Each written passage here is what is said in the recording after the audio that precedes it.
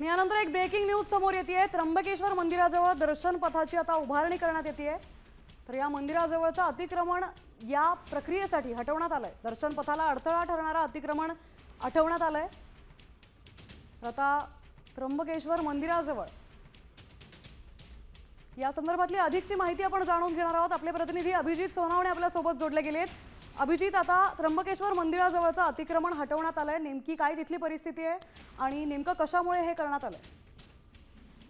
12 ज्योतिर्लिंगांपैकी एक असलेल्या त्र्यंबकेश्वराच्या दर्शनासाठी जगभरातून भाविक येतात। दररोज लाखो भाविकांची त्र्यंबकेश्वरमध्ये उपस्थिती असते आणि त्यामुळे मंदिराच्या कोटाभोवतीची जी जुनी दुकानं होती, अतिक्रमित दुकानं होती, त्यामुळे भाविकांना मंदिरात परिसरामध्ये येण्यासाठी अनेकदा गैरसोय होत होती आणि यामुळे ही सर्व दुकानं हटवण्यात आलेली आहे। सोबतच त्र्यंबकेश्वरमध्ये आता येणाऱ्या भाविकांसाठी दर्शन काल पथाची देखील उभारणी केली जाणार आहे। कोट्यावधी रुपयांचा हा प्रकल्प असणार आहे। त्यामुळे येणाऱ्या भाविकांना त्या ठिकाणी त्र्यंबकेश्वराच्या दर्शनासाठी येणाऱ्या भाविकांच्या सोयीसाठी अनेक प्रकल्प त्या ठिकाणी सुरू करण्यात आलेले आहेत आणि त्यामुळे या सगळ्या प्रकल्पांमध्ये अडथळा ठरणारी ही जी अतिक्रमणं होती ती पूर्णपणे हटवण्यात आलेली आहे आणि लवकरच ही दर्शन काल पथाच्या कामाला देखील आता सुरुवात केली जाणार आहे। धन्यवाद अभिजित, आपण दिलेल्या सविस्तर माहितीबद्दल।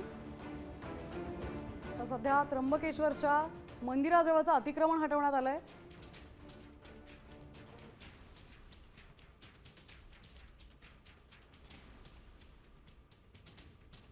भाविकांची गैरसोय टाळण्यासाठी या मंदिराजवळचं अतिक्रमण सध्या हटवण्यात आलंय।